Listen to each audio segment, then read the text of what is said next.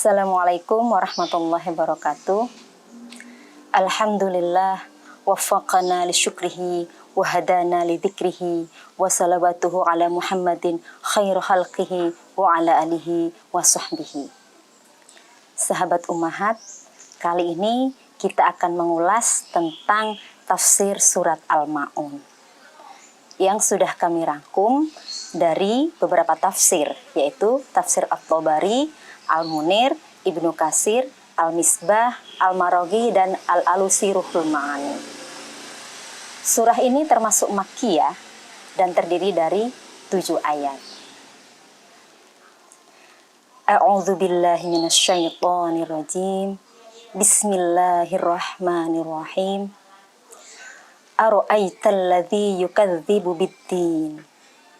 Tahukah kamu orang yang mendustakan agama? Al-Quran terbitan Kementerian Agama menerjemahkan demikian, sahabat. Namun ada terjemahan yang agak berbeda. Saya kutip dari tafsir Al-Misbah menerjemahkan, apakah engkau melihat orang yang mendustakan hari pembalasan? Perbedaannya terletak pada kata ad-din. Dari segi bahasa, ad-din ini bisa berarti agama atau hari pembalasan. Yukadzibu, mendustakan atau mengingkari, dapat berupa sikap batin atau sikap lahir yang menjelma dalam bentuk perbuatan. Jadi berbohong itu bisa kelihatan dari perbuatannya. Tafsir Al-Munir menafsirkan, tahukah kamu Muhammad orang yang mendustakan hari pembalasan dan tidak percaya adanya akhirat dan pahala? Siapa itu? Fadzalikal ladzi yad'ul yatim. Itulah orang yang menghardik anak yatim. Ibnu Katsir menafsirkan, orang yang mendustakan hari pembalasan adalah orang yang menghardik dengan kejam dan tidak memberi makan dan menzalimi hak anak yatim serta tidak berbuat baik kepada anak yatim. Agama menuntut adanya kepercayaan kepada yang gaib. Yang gaib itu bukan hanya percaya kepada Allah dan malaikat saja, tapi juga termasuk percaya pada janji Allah yang akan melipat gandakan pahala di hari pembalasan. Sikap yang enggan membantu anak yatim dan orang miskin karena menduga bahwa bantuannya kepada mereka ini tidak akan menghasilkan apa-apa, bahkan mengurangi hartanya. Berarti sikap ini pada hakikatnya mencerminkan sikap orang yang tidak percaya akan adanya hari pembalasan. Orang yang percaya adanya hari pembalasan atau akhirat meyakini bahwa bantuannya kepada yatim dan fakir miskin, walaupun secara hitung-hitungan sepertinya mengurangi harta kita dan tidak menghasilkan apa-apa di dunia, tapi perbuatannya akan mendapatkan ganjaran dan balasan di akhirat kelak.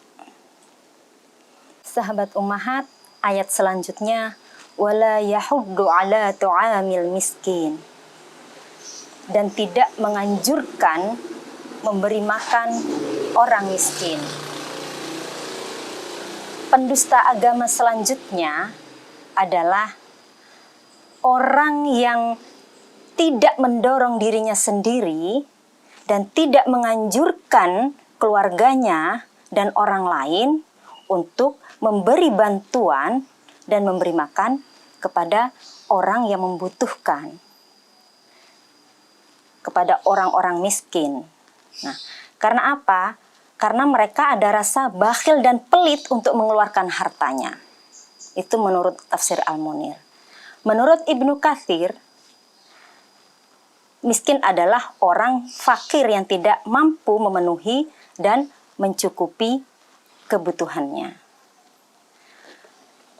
Lebih lanjut, Al-Alusi menjelaskan dalam Ruhul Ma'ani mengapa ayat ini menggunakan kata to'am wala yahuddu ala to'amil miskin, yang berarti makanan atau pangan, tidak menggunakan kata it'am.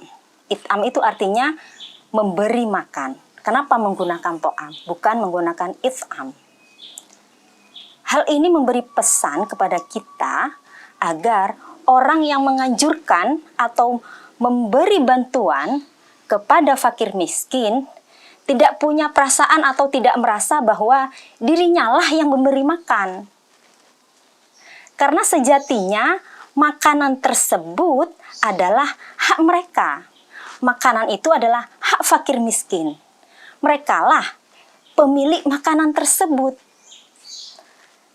Seperti disebutkan dalam surah Az-Zariyat ayat 19. Bismillahirrahmanirrahim. Wa fi amwalihim haqqul lis-sa'ili wal mahrum. Pada harta benda mereka ada hak bagi orang miskin yang meminta-minta dan yang tidak meminta-minta. Jadi orang miskin itu ada yang minta, ada yang nggak minta ya. Al-Alusi juga menekankan, selain menghindari munculnya perasaan memberi, jadi walaupun kita memberi, nggak boleh ada rasa muncul memberi. Ayat ini memberi isyarat juga larangan mengharapkan ucapan terima kasih. Sahabat, ayat ini sungguh memberi pelajaran yang luar biasa kepada kita. Jika kita membantu yatim dan fakir miskin, memiliki perasaan sebagai orang yang memberi saja, itu nggak boleh. Apalagi mengharapkan ucapan terima kasih. Jadi kalau memberi, ya udah memberi aja. Kita sebagai perantara, semuanya milik Allah dan itu memang hak fakir miskin. Sahabat, ayat keempat dan kelima, fawailul lil musallin alladzina hum an sholatihim sahun. Maka celakalah bagi orang-orang yang sholat, yaitu orang-orang yang lalai terhadap sholatnya. Sahabat, ayat ini sering menimbulkan pertanyaan. Kenapa sih orang yang sholat tapi celaka? Apa sebabnya? Celaka seperti apa sih?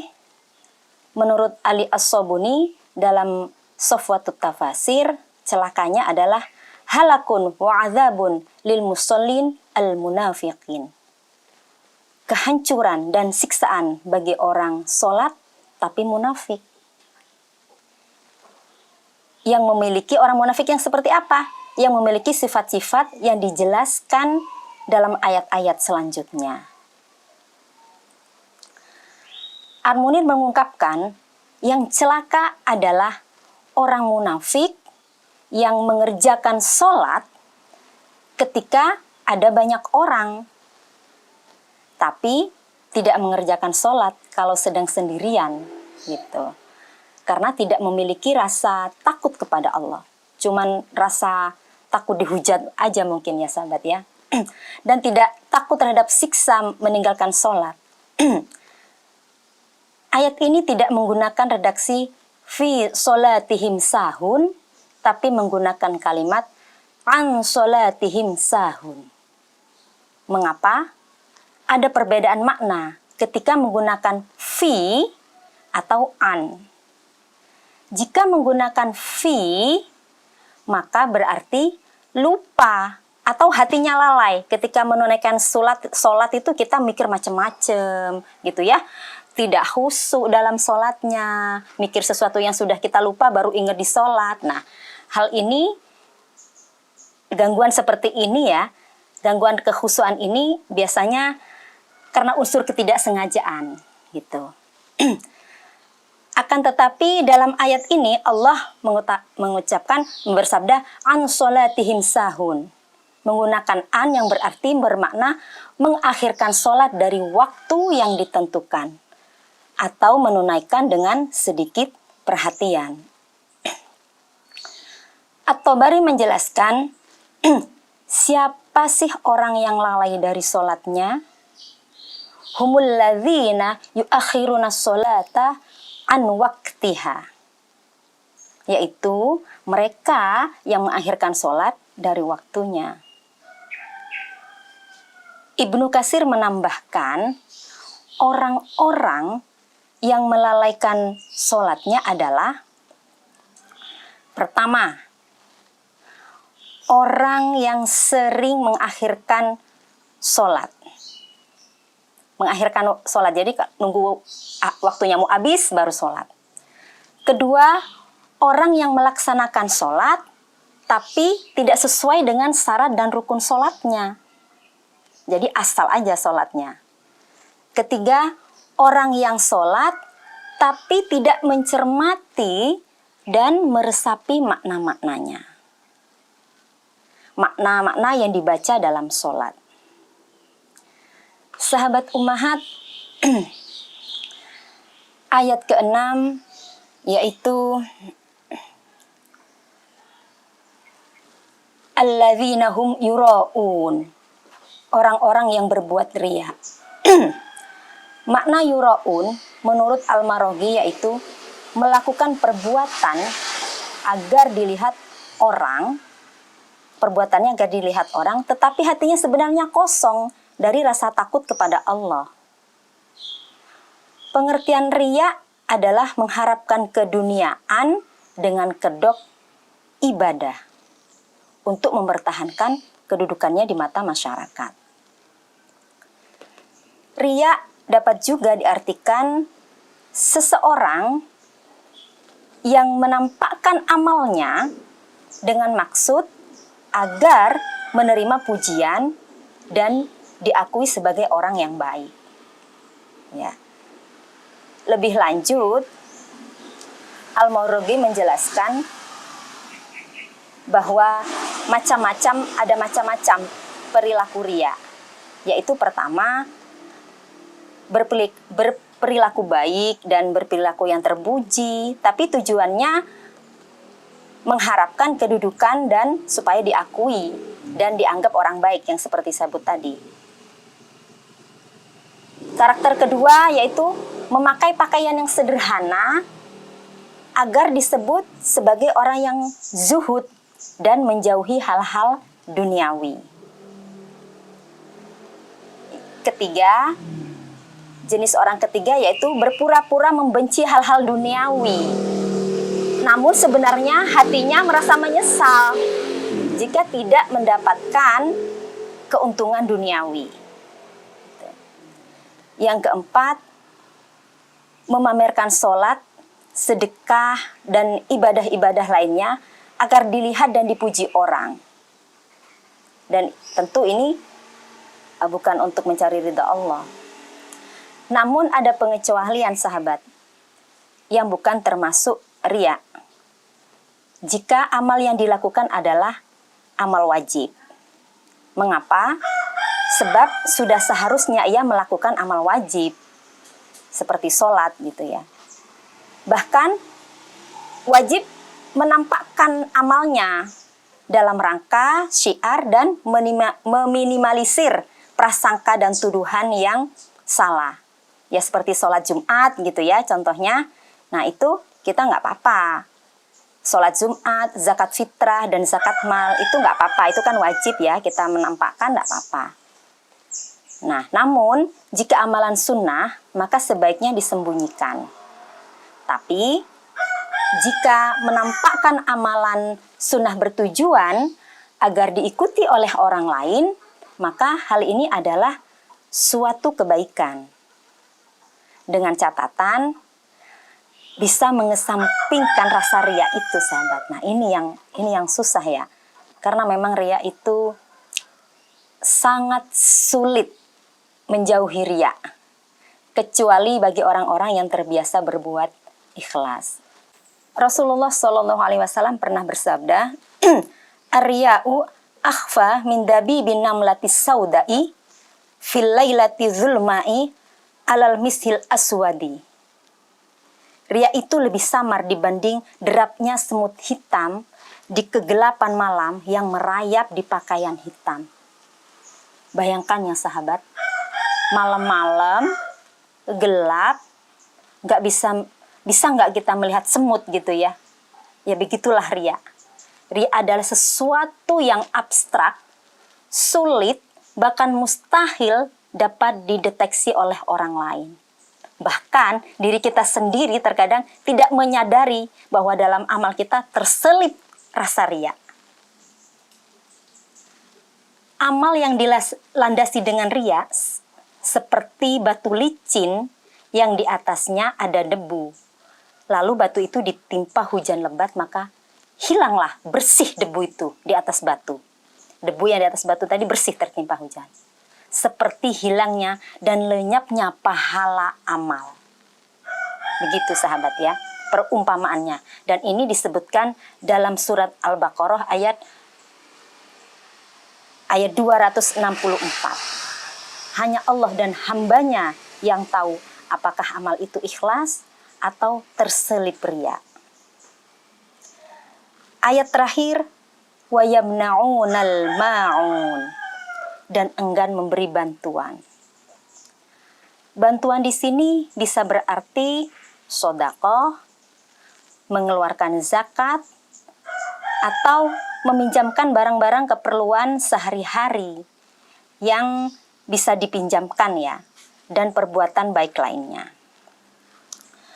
Orang yang mendustakan agama dan tidak percaya hari pembalasan, menurut Muhammad Abduh, adalah orang yang hanya melakukan amal jika dilihat orang, atau mau beramal asal tidak mengeluarkan biaya dan tidak mengurangi hartanya.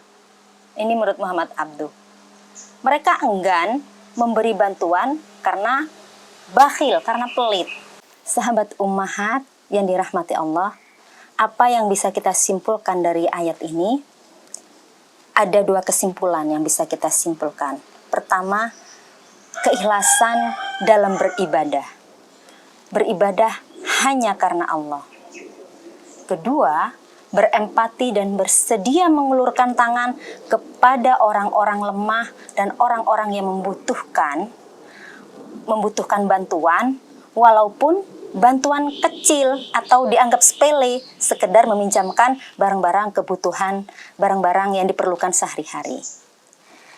Demikian sahabat, tafsir surat Al-Ma'un, semoga bermanfaat. Wallahul muwafiq ila aqwamit thoriq. Wassalamualaikum warahmatullahi wabarakatuh.